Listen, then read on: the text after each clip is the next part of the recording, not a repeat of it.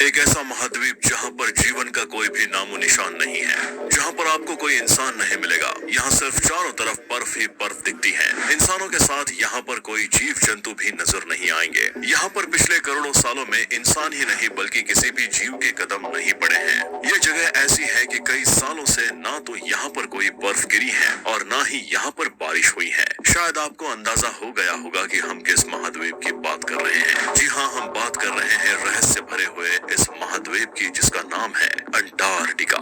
इस वीडियो में हम अंटार्कटिका से जुड़े कुछ रहस्य के बारे में आपको बताने वाले हैं। तो welcome back to the knowledge is everything channel. दोस्तों, अगर आप इस चैनल पर पहली बार आए हैं तो चैनल को सब्सक्राइब जरूर कर लें। दोस्तों, अंटार्कटिका पृथ्वी के साउथ पोल पर स्थित है। बात करें इस महाद्वीप के क्षेत्रफल की तो ये लगभग 140 किलो वर्ग में फैला हुआ है, जो कि इसे दुनिया का 5वां सबसे बड़ा महाद्वीप बनाता है। अंटार्कटिका का एरिया यूरोप से 1.5 गुना ज्यादा और हमारे भारत से 4.5 गुना ज्यादा बड़ा है। यहाँ पर इतनी ठंड पड़ती है कि जिसकी कल्पना भी नहीं कर सकते। यहाँ का अब तक का सबसे कम तापमान -89.2 डिग्री सेल्सियस रिकॉर्ड किया गया है, जो कि पृथ्वी का अब तक का सबसे कम टेम्परेचर माना जाता है। और ये टेम्परेचर 21 जुलाई 1983 में नापा गया था। लेकिन ऐसा यहाँ पर हमेशा से नहीं रहा है। अब हम जो बताने जा रहे हैं वो सुनकर आप हैरान हो जाएंगे।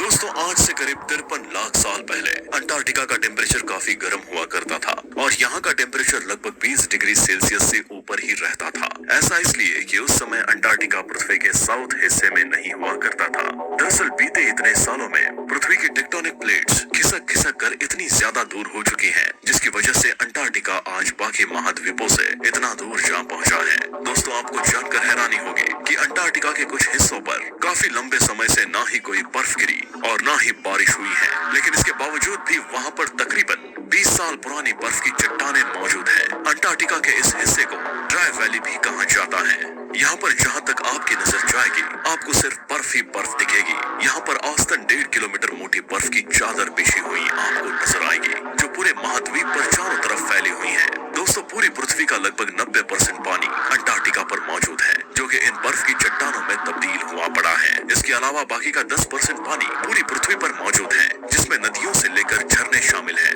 ऐसे में अगर अंटार्कटिका में मौजूद सारी बर्फ अगर पिघल जाए तो सोचो इससे क्या होगा। मान लो अगर किसी कारण से ये हो भी जाता है तो इसका नतीजा ये होगा कि पूरी पृथ्वी का सी लेवल 200 फीट तक बढ़ जाएगा। मतलब कि पूरी पृथ्वी पानी में बदल जाएगी और मानव सभ्यता का अंत हो जाएगा। आज धरती पर मौजूद जितने भी महाद्वीप हैं, वहाँ पर इंसान मौजूद है, लेकिन अंटार्कटिका ही एक इकलौता ऐसा महाद्वीप है जहाँ पर वहाँ का कोई स्थानीय निवासी नहीं है। जी हाँ दोस्तों, पृथ्वी का कोई भी इंसान अंटार्कटिका का निवासी नहीं है, लेकिन यहाँ पर तरह तरह के रिसर्च स्टेशन देखने को मिलते हैं। अंटार्कटिका पर सालाना 2000 से लेकर 5000 लोग आते जाते रहते हैं। बात करें रिसर्च स्टेशन की तो हमारे भारत ने भी अंटार्कटिका पर 3 रिसर्च स्टेशन बनाए हुए हैं, जिसमें से आज के समय एक रिसर्च स्टेशन एक्टिव है। यहाँ पर अमेरिका का मैकमुर्डो नाम का एक न्यूक्लियर पावर स्टेशन भी मौजूद है। रिसर्च करने आए लोग अंटार्कटिका में सिर्फ गर्मियों के मौसम में ही आते हैं, लेकिन उस समय में भी यहाँ का टेम्परेचर काफी ज्यादा ठंडा होता है और ठंडी के मौसम में तो यहाँ का टेम्परेचर इतना ज्यादा गिर जाता है कि कोई भी इंसान इतने कम टेम्परेचर में जीवित नहीं रह सकता। दोस्तों, जो भी इंसान वहाँ पर रिसर्च करने के लिए जाता है उसका सबसे पहले एक मेडिकल टेस्ट होता है, जहाँ पर सबसे पहले उसके विजडम टीथ को निकाल दिया जाता है। आपको ये जानकर हैरानी होगी कि दुनिया के इस कोने में भी एक समय पर किसी इंसान ने जन्म लिया था। जी हाँ दोस्तों, उस इंसान का नाम था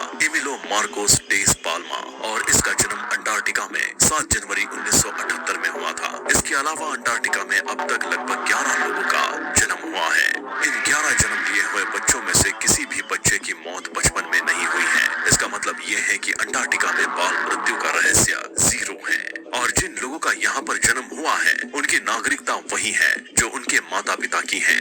दोस्तों, अंटार्कटिका एक ऐसा महाद्वीप है जहाँ पर जाने को तो कोई भी इंसान जा सकता है, क्योंकि यहाँ पर किसी भी देश की सरकार का शासन नहीं माना जाता। अंटार्कटिका ना तो किसी देश के अंतर्गत आता है और ना ही फ्यूचर में कभी ये महाद्वीप किसी देश के अंतर्गत आने वाला है। आप ये जरूर सोच रहे होंगे कि अंटार्कटिका महाद्वीप को सबसे पहले किसने खोजा था। दोस्तों, अंटार्कटिका को सबसे पहले नॉर्वे के रोवाल्ड एमंडसन ने खोजा था। दोस्तों, जैसा कि हमें मालूम है कि बाकी देशों और महाद्वीपों का टाइम जोन एक दूसरे से अलग होता है, लेकिन अंटार्कटिका पर कोई भी टाइम जोन मौजूद नहीं है। अंटार्कटिका में कुछ जगह ऐसी भी है जहाँ पर 350 किलोमीटर की रफ्तार से हवाएं चलती रहती हैं। इसके अलावा आपको ये होंगे कि पूरी पृथ्वी पर अंटार्कटिका और न्यूजीलैंड ही दो ऐसी जगह हैं जहां पर किसी भी प्रजाति के सांप नहीं पाए जाते हैं। दोस्तों, अंटार्कटिका के आम जीवन से इतना ज्यादा दूर होने के बावजूद भी यहाँ पर आने वाले समय में एक अलग प्रकार की मुसीबत देखने को मिल सकती है। दोस्तों, अब हम आपको एक ऐसी चीज के बारे में बताने वाले हैं जो अंटार्कटिका जैसे एक महाद्वीप के लिए सबसे बड़ा खतरा बन जा रहा है। हम बात कर रहे हैं इस microscopic green plant snow algae की। अगर साइंटिस्टों की माने तो 2009 से लेकर 2019 के बीच में अंटार्कटिका महाद्वीप के ऊपर इस तरह के माइक्रोस्कोपिक प्लांट की संख्या तेजी से बढ़ रही है, जो पिछले 50 सालों के मुताबिक काफी तेजी से बढ़ रही है। बताया जा रहा है कि जल्द ही ये विशाल सफेद रंग का महाद्वीप एक हरे महाद्वीप में बदल जाएगा और कुछ समय बाद ये एक डिजास्टर साबित होगा। इसके अलावा आपको बता दें कि अंटार्कटिका इतिहास में अब तक 2 बार घने जंगलों से घिर चुका है। बढ़ते ग्लोबल वार्मिंग की वजह से आने वाले समय में यहाँ की स्थिति काफी भयानक हो सकती है। आप में से बहुत से लोगों को ये मालूम होगा कि जब पृथ्वी पर डायनासोर हुआ करते थे तब अंटार्कटिका एक बहुत बड़ा जंगल हुआ करता था, लेकिन इतने करोड़ों साल बाद अब फिर वो सब कुछ वापस होता हुआ दिखाई दे रहा है, जहाँ पर ये बर्फ से ढका हुआ महाद्वीप बहुत ही जल्द फिर से हरियाली में तब्दील हो जाएगा। जैसा कि हमने बताया कि इन सब की वजह ग्लोबल वार्मिंग ही है और इस तरह का वातावरण यहाँ पनप रहे मॉस और अलगाए के लिए काफी ज्यादा बेहतर होता है और इन जीव ने अपना काम अंटार्कटिका के कुछ हिस्सों में शुरू कर दिया है। यहाँ के कुछ हिस्से हरे होने के साथ साथ लाल और संतरे रंग के भी होने लगे हैं। इस तरह के जीव पूरे अंटार्कटिका पर बहुत ही तेजी से फैल रहे हैं और इनकी वजह से यहाँ मौजूद बर्फ तेजी से पिघल भी सकती है। साइंटिस्ट द्वारा करे गए कुछ रिसर्च के मुताबिक अंटार्कटिका पर मौजूद 2 सबसे बड़े ग्लेशियर थ्वाइटिस और पाइन आइलैंड तेजी से पिघल रहे हैं। ये पिछले 5500 सालों के हिसाब से काफी तेजी से पिघल रहे हैं, जिसकी वजह से समुद्र का लेवल भी तेजी से बढ़ रहा है और ये अनुमान लगाया जा रहा है कि 100 सालों के बाद समुद्र का लेवल तकरीबन 3.4 मीटर तक बढ़ सकता है। यहाँ तक कि पिछले 25 सालों में यहाँ की बर्फ दुगनी रफ्तार से पिघल रही है, जिसमें ये फ्लोटिंग आइस स्लेव्स मौजूद हैं। दोस्तों, ये फ्लोटिंग आइस स्लेव्स की वजह से ही यहाँ मौजूद बर्फ पिघलती नहीं है और इन्हें समुद्र में जाने से रोकती है। अंटार्कटिका पर 1997 से लेकर अब तक लगभग 12 ट्रिलियन बर्फ पिघल चुकी है। ये सब कुछ इस बात का संकेत देता है कि अंटार्कटिका वापस से उस समय में जा रहा है जिस समय ये विशालकाय हरा जंगल हुआ करता था। एक समय में अंटार्कटिका पर तरह तरह के मैमल्स मौजूद हुआ करते थे, जिसमें रेप्टाइल से लेकर डायनासोर तक मौजूद हुआ करते थे। आज से लगभग 56 मिलियन साल पहले इयोसेन एपॉच स्प्रिंग अंटार्कटिका पर एक बार फिर से मौजूद सारी बर्फ पेड़ पौधों में बदलना शुरू हो गई। यहाँ पर पाम की तरह अराउकारिया ट्री मौजूद हुआ करते थे।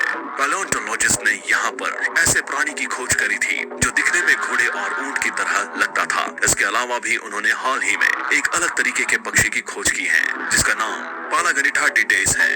इन पक्षियों का बॉडी स्ट्रक्चर बेहद ही अलग हुआ करता था, जो कि इन्हें इनके शिकार करने में काफी ज्यादा मदद करता था। लेकिन जब इपोच स्प्रिंग खत्म हुआ तब ये सारे जीव जंतुओं का भी अंत हो गया और देखते ही देखते अंटार्कटिका एक बार फिर से ठंडा होकर बर्फ में बदल गया और चारों तरफ बर्फ ही बर्फ छा गई। इतनी ज्यादा बर्फ के अंदर कोई भी जीव जंतुओं का होना एकदम नामुमकिन सा होता है। आपको जानकर हैरानी होगी कि हाल ही में वैज्ञानिकों ने अंटार्कटिका के नीचे 400 लेक्स को खोज निकाला है, जिनका आकार बेहद ही विशाल है। इन्हीं में से एक लेक का नाम स्नो ईगल रखा गया है, जो कि लंबाई में